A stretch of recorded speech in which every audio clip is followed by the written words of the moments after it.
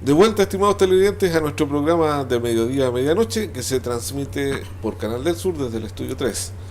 Estimado Jorge, tú dejaste anunciada una pregunta. La pregunta, y que tiene que ver con educar también a nuestra juventud. Yo les preguntaba a los dos en qué consistía el proyecto Astillas. Yo puedo contarte en términos generales en qué consistía el proyecto. En detalle podría, Carlos, que estuvo en la experiencia de participar, ¿cómo se llama?, en estas reuniones. El proyecto Astillas era un convenio que firmó Corfo, estamos hablando de la posterior al golpe de Estado, 75-78, que firmó Corfo con una empresa japonesa, la Sanyo Marubeni. El propósito de esta unión, de la unión de estas dos empresas, era explotar los recursos forestales de Chiloé para optimizar y para promover el desarrollo de Chiloé.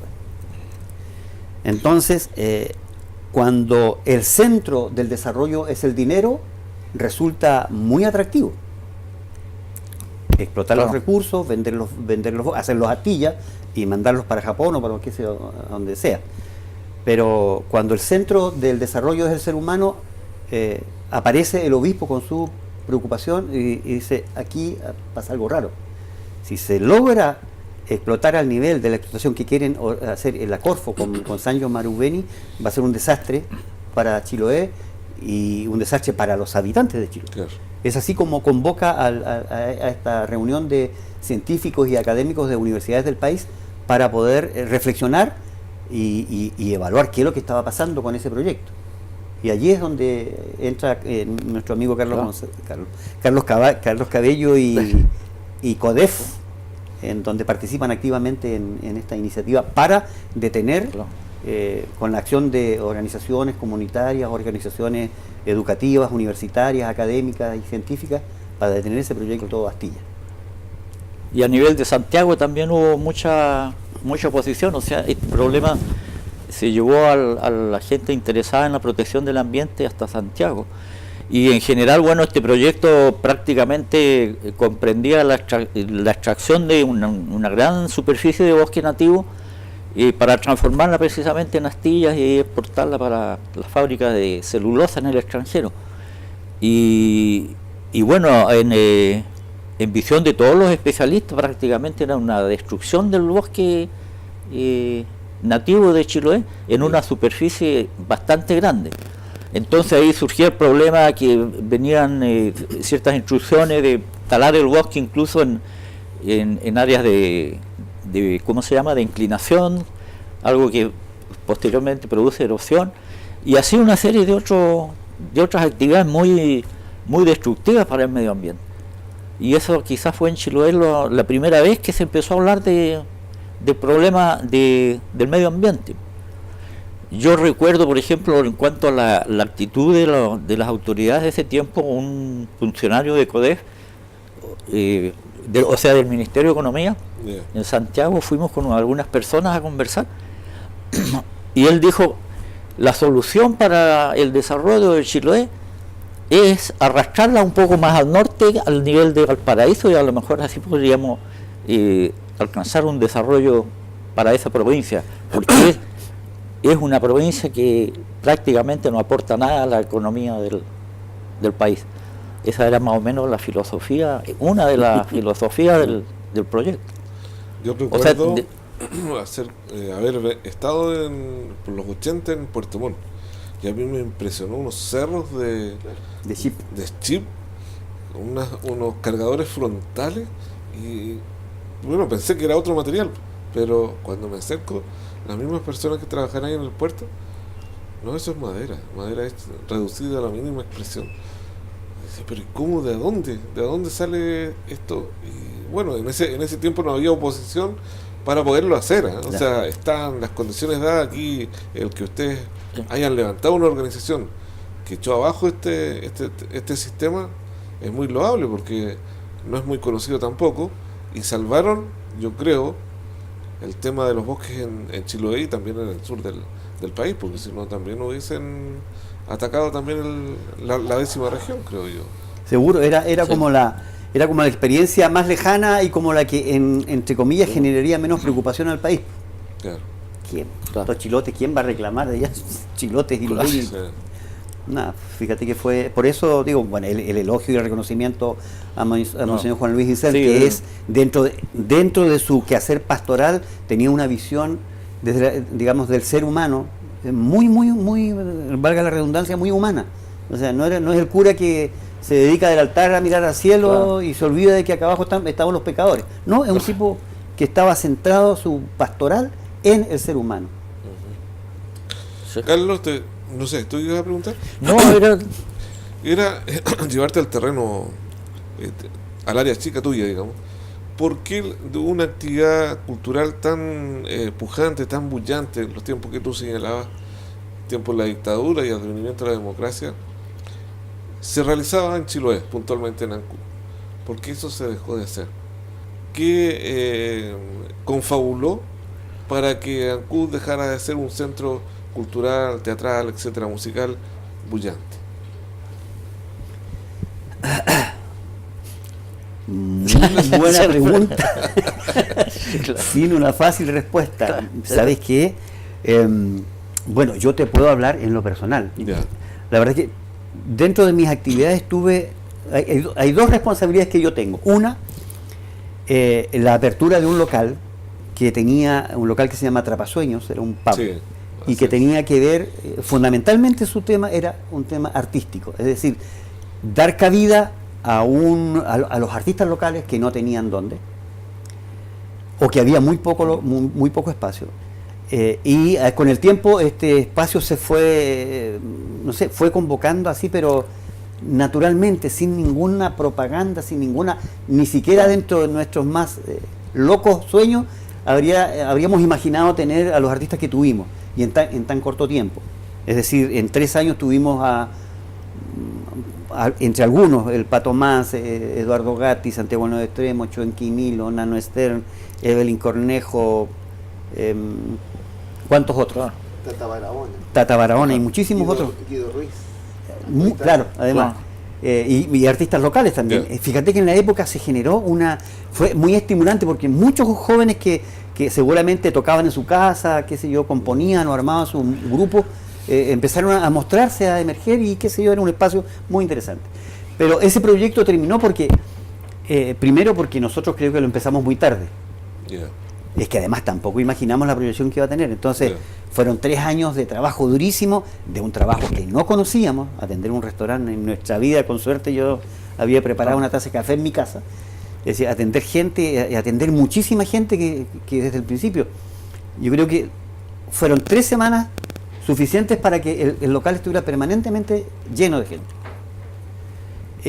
Y bueno, y con el tiempo ya fueron 3 años sin vacaciones, enero, febrero, todos los días.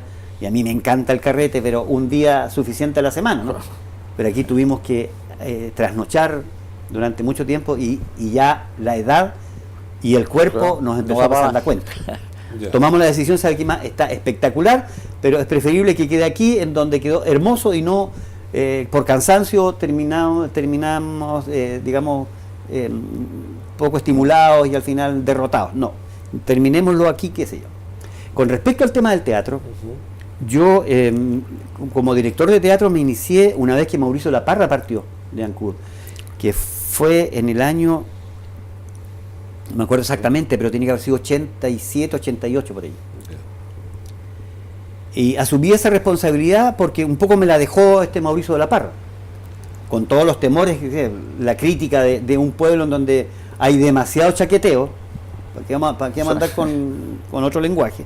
El temor a que vaya esta cuestión, ya Mauricio de la Parra tiene una tremenda vara de alta, y yo y este pajarito ya, vámonos nomás. Y fíjate que la experiencia fue muy interesante, muy interesante. Estuvimos desde esa fecha hasta el año 2013 o 2014, fecha en que en realidad a mí hicimos, no sé, pues 10 o 12 o 15 puestas en escena distintas, una por año por lo menos. Y en ese periodo a mí estaba a cargo de la Casa de la Cultura la señora Natalia Salom. Entonces ella en un momento me manda una carta para informarme que ya no necesitaban de mis servicios porque había un proyecto en el periodo, digamos, de don Federico Krieger, que vendría a superar todas las iniciativas, qué sé yo, que estábamos trabajando. Y es así como yo di un paso al costado, porque, bueno, si tienen proyectos interesantes, que vengan y bien. Di vuelta a la página a partir de ese momento y dije, ya. Y allí yo detuve, digamos, mi acción con la Compañía de Teatro Municipal de Ancud. Yo supuse que después alguien la iba a retomar o iba a continuar esa iniciativa, pero no pasó nada.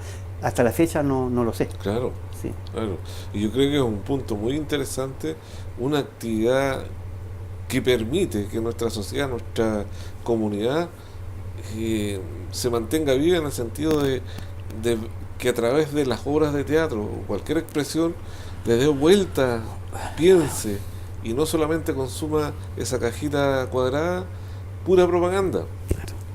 Que se sienta partícipe y que por último a más de alguien el chip se le prende y oye, no, pues esto hay que hacerlo por aquí, por acá. Que las artes te dan esas herramientas. Entonces a mí me llama la atención que acá en Ancud se haya dejado de lado, entre comillas, por proyectos que nunca se realizaron, porque yo acá todos nosotros no podemos ser ciegos ante ese hecho.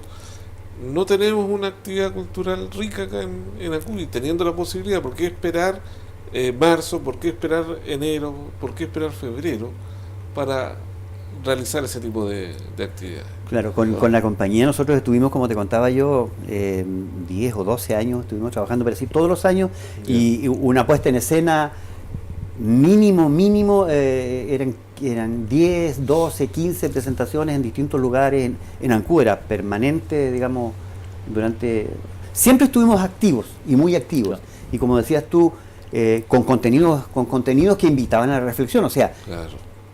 La obra de teatro, la puesta en escena, era un instrumento para que nosotros, los espectadores, y para nosotros los ancuditanos, reflexionemos sobre nuestros propios temas. Y siempre, fíjate que aparecían, bueno, temas de conversación, invitábamos a que la gente participe, teatroforo. Recuerdo que uno de los más entretenidos que yo recuerdo era La Bruja Buena. La Bruja Buena es una obra de teatro que estaba destinado a los niños y que fue escrita sobre la base de los derechos del niño. Sí. Y escribí la obra en función de ese contenido y después después de presentar, duraba media hora esa horita. Y después de terminado el espectáculo artístico, invitábamos nosotros a la gente que opinara. Y sabes que los chicos, los niños, 5, 8, 10, 12 años, y también obviamente la gente adulta, opinaba sobre el tema de los derechos del niño, sobre el tema de los abusos. Muy interesante. Y son prácticas que como comunidad no debieran dejarse, más bien debieran siempre apoyarse o retomarlas. Y hay gente joven que se ha capacitado, hay actores y actrices de teatro que vienen de la academia, que tuvieron estudios. Yo planteo ese desafío a los muchachos, a las muchachas jóvenes que son actores y actrices, a que retomen esa iniciativa. El teatro es un instrumento maravilloso para que la comunidad reflexione y sea un espacio de encuentro. Claro. Pero ahí tiene mucha influencia la visión de las autoridades, porque si no hay un apoyo, sobre todo económico, lo que significa instalar una obra, es muy difícil que solo las buenas intenciones produzcan ese efecto. Yo voy a hacer una afirmación desde mi experiencia, porque trabajé durante muchos años. Yo tengo la impresión, y como es una impresión, lo digo entre comillas, puedo estar equivocado, pero tengo la impresión de que a la autoridad en general no les interesan estos temas. Es la impresión que tengo. Concuerdo con eso. No les interesan porque si nosotros hemos visto una cantidad de entidades artísticos, culturales que han emergido y que han permanecido durante años, ¿cómo es que no están? ¿Dónde está la actividad? Claro. Y hablemos del coro polifónico, hablemos del coro de profesores, hablemos y si tienen alguna presentación tan distante, de repente uno siente que no tienen apoyo, andan golpeando puertas para que colaboren con esto, con lo otro. Estoy pensando en la orquesta de cámara que durante tantos años tuvimos, no sé dónde están, pareciera que cada vez, se está conformando una nueva. Pareciera que, claro, en cada periodo hay una nueva orquesta, se fija, entonces, ¿cuándo se toma en serio esto? Existiendo una corporación cultural. O sea, uno de los hechos relevantes, de los hitos relevantes de la historia cultural de Ancud, es el hecho de que se haya generado y se haya creado la Casa de la Cultura, que fue una iniciativa que también fue bastante peleada, porque originalmente la Casa de la Cultura iba a ser la sede de la Corporación de Educación. Y en la época, yo recuerdo que con don Pablo Ocio, que era el alcalde, tuvimos discrepancias, tuvimos diferencias, y al final logramos convencerlo de que en términos de desarrollo comunitario, lo ideal era que ese espacio quedara como Casa de la Cultura, o se generara la Casa de la Cultura, y no que se trasladara a un conjunto de funcionarios que en cualquier parte donde estaban cómodos, entiendo yo. Entonces fue un acierto el que en esta oportunidad el alcalde de la época haya aceptado, haya dicho sí, este es el espacio. Y recuerdo muy claramente, fíjate, la intervención de Francisco Vidal, estoy hablando yo del año 2003, era subsecretario de Desarrollo Regional. Y Pancho Vidal, Francisco Vidal, vino a Ancud a la inauguración de la Casa de la Cultura. Y lo recuerdo tan así, claro, porque había una comunión entre sus ideas y nuestras ideas, en el sentido de decir, sabes que este es un espacio de encuentro comunitario. Es un espacio en donde pueden fluir las ideas, las diferencias de opiniones, en donde se pueden desarrollar los artistas, en donde se puede crear. Y lo mismo que nosotros soñamos, lo mismo que yo soñaba, por lo mismo que yo, de verdad, no es por arrogarme una cuestión muy interesante, pero sí, fue bastante dura la pelea que tuvimos que dar, y por suerte, gracias a Dios, logramos instalarlo. Ahora, ¿cuál es la utilidad que se le ha dado en el tiempo? Es un tema que puede ser discutible, pero sí es posible mejorar, optimizar y sacarle el mayor provecho a esa casa.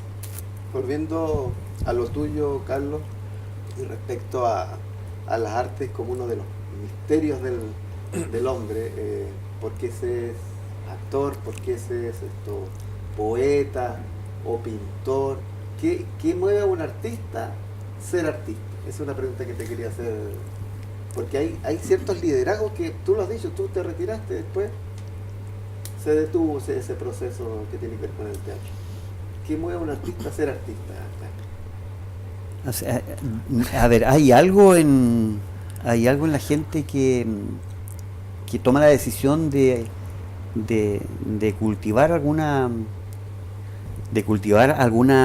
quehacer artístico o cultural. Algo pasa en su historia, seguramente en la familia.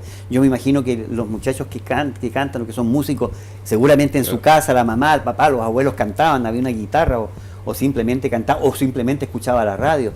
La gente de teatro, como me pasó a mí, o sea, vio un teatro de títere y quedó fascinado, y de ahí en adelante no los pararon más, y en distintos ámbitos. Pero yo diría, para mí es una necesidad. Es decir, si algo, por ejemplo, en este tiempo en donde estoy yo jubilado, mira, y en donde no tengo ninguna responsabilidad más que la mía, si algo me motiva a levantarme temprano y a empezar una actividad así feliz, es el hecho de ir a encender el computador y realizar toda la actividad cotidiana y ponerme a escribir, o en un momento determinado tomar una guitarra y ponerme a repasar alguna canción o empezar a improvisar alguna melodía, o tomar bueno, yo no soy ningún virtuoso como instrumentista, pero sí me gusta tocar guitarra, me gusta tocar piano, y allí estoy creando, armando mis historias, y es eso, es una necesidad. ¿De dónde viene? Seguramente viene de la infancia, sí, yo creo que sí, de los primeros años de vida, del vínculo que tenemos con la familia, con el papá, la mamá, los abuelos, en el colegio también, la educación, son fundamentales. Así es. ¿Carlos? No, en relación a lo que tú dices y lo que comentaba Jorge, ¿en qué momento, aunque tú dices que la visión de los títeres fue muy importante para ti, pero en qué momento, diríamos, empezaste una cosa más profunda en tu quehacer artístico. Sí. Más profunda fue precisamente cuando entendí, yo puedo haber sido rockero. Igual. Claro, porque la influencia que yo tocaba charango, me encantaba tocar charango, tocaba quena, también pudo haber sido música, qué sé yo, de música andina, qué sé yo. Pero cuando hice el clic fue cuando entendí que la actividad del ser humano tenía que ver con que tú tenías que aportar para el desarrollo tuyo, obviamente, de tu familia y de tu comunidad. Y cuando entendí que uno tenía que ser protagonista y tenía que valorar lo que uno, de dónde venía, quiénes éramos, quiénes somos, qué es lo que tenemos, con qué contamos. Y cuando yo entiendo eso, es que me dedico a escribir tanto poesía como cuento y como dramaturgia en torno a los aconteceres del ser humano, el habitante de Chiloé. Hombre, mujer, joven, niño, qué sé yo. Y en torno a la historia de eso. Y allí para mí es fundamental ese clic. Es decir, yo puedo haber estado escribiendo a lo mejor, no sé,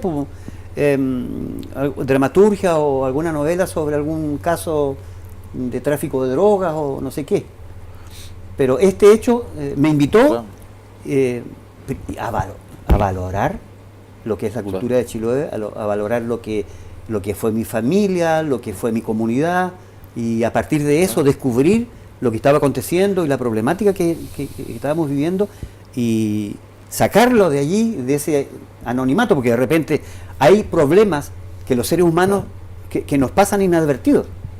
Entonces mi intención era descubrir ese tema, sacarlo y mostrarlo. ¿Sabes qué? Estos son uno de los hechos que a mí me llamaron mucho la atención.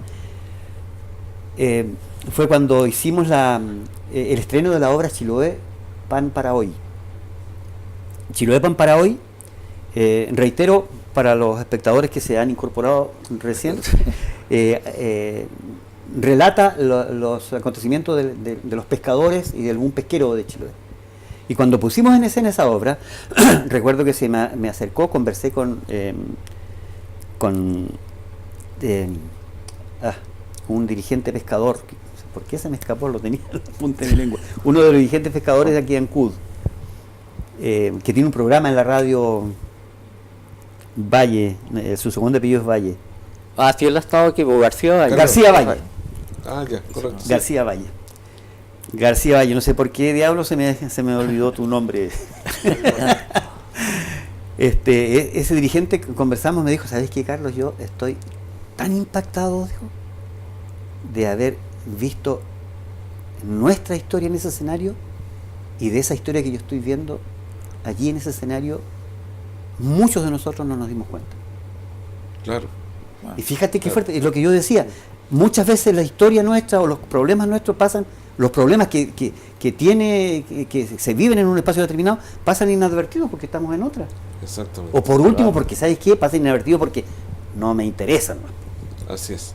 Bueno, estimados televidentes, el director me está señalando que el tiempo se nos pasó volando. Interesantísimo el diálogo aquí, ¿eh? Tenemos para rato aquí conversando para otra nueva invitación. Para otra instancia podemos seguir dialogando de esto y de otros temas, porque aquí Carlos también los conoce. Carlos Cabello, por favor, empieza a despedirte del programa. Bueno, en realidad el programa, como ha dicho Boris, ha sido muy interesante por la personalidad que hemos tenido al frente de las pantallas, que como tú decías, tiene mucho que contarnos todavía en cuanto a su relación con las actividades teatrales, al origen de sus estímulos, de sus aspiraciones. Y bueno, eso es una despedida un poco concentrada, pero lo que hay detrás de Carlos es mucho más de lo que se puede ver en esta hora de conversación. Perfecto. Jorge. Muchas gracias, Carlos, por relatarnos parte de lo que ha sido tu vida, y para decirle a la comunidad ancuitana que importante igual darnos el tiempo para reflexionar sobre los temas nuestros, sobre el significado, el rol, los valores de lo que significa nuestra herencia cultural. Muchas gracias por estar en nuestro programa. Carlos. Bueno, yo agradezco a ustedes la invitación, porque en realidad de repente veo el programa y cuando Carlos Cabello me llamó para decirme, oye Carlos, ¿sabes que queremos invitarte? Ya, invítenme nomás, yo soy materia dispuesta en todo. Así que gracias y ojalá que haya sido entretenida la conversa y que haya servido también de algo para los televidentes y la comunidad. Qué duda cabe, eres muy buen conversador además, así que vamos a tener una reunión ahí y volveremos a estar contigo en este programa. Estimados televidentes, nuestro programa se transmite los días sábados a las 23 horas, a los domingos a las 13 y 20 horas, luego los lunes a las 21:30, cuando ya finaliza el noticiero central de Canal del Sur, y a partir de los días martes se sube a la plataforma de YouTube.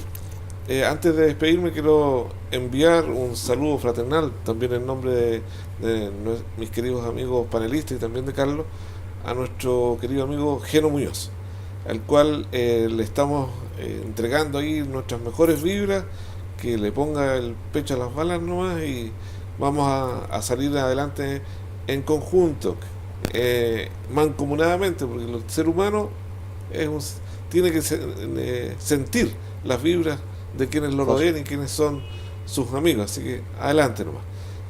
Dicho esto, en un próximo programa de mediodía a medianoche nos estaremos encontrando con una excelente conversación como la de hoy. Hasta siempre.